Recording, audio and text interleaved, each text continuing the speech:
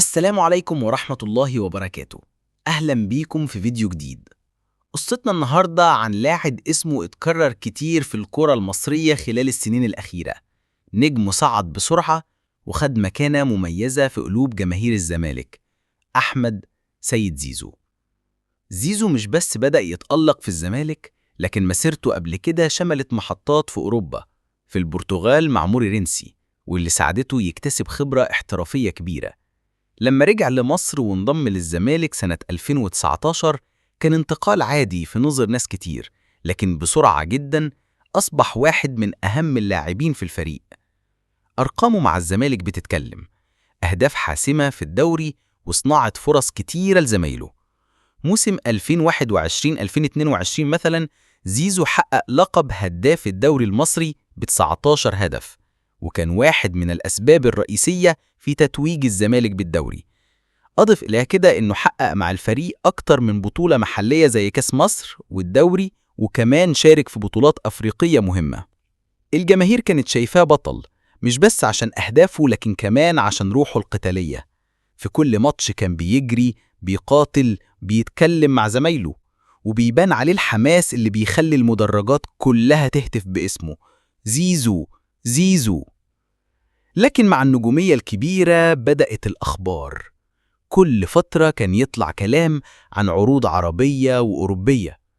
جمهور الزمالك كان دايما مطمن إن زيزو مش ممكن يمشي، خصوصا إنه كان بيصرح أحيانا بحبه للنادي وارتباطه بالجماهير، لحد ما وقع الخبر اللي محدش كان متخيله: انتقال أحمد سيد زيزو للأهلي. الخبر ده قلب الدنيا. مش مجرد انتقال عادي، ده انتقال من رمز للزمالك لغريم تقليدي هو الأهلي. جماهير الزمالك حسوا بصدمة كبيرة، وكتير شافوا إن اللي حصل خيانة. في المقابل جماهير الأهلي اعتبروا الصفقة ضربة قوية جدا، ورحبوا بيه كواحد من النجوم اللي يقدروا يغيروا شكل الفريق. وسائل الإعلام سخنت القصة أكتر، محللين اتكلموا عن تأثير الصفقة على الدربي، لاعبين قدامى عبروا عن صدمتهم، والجدل انتشر على السوشيال ميديا بشكل غير مسبوق. البعض بيقول إن زيزو فكر صح وقرر لمستقبله، والبعض الآخر شايف إن الفلوس مش مبرر للخيانة. اللي أكيد إن وجود زيزو في الأهلي هيخلي مباريات القمة مختلفة تماماً. تخيلوا زيزو واقف قدام الزمالك والجماهير كلها مستنية تشوف رد فعله. هل هيقدر يتجاوز ضغط الجمهور القديم، ولا هيفضل لقب الخاين يطارده؟ في النهاية كرة القدم عمرها ما بتخلو من الدراما.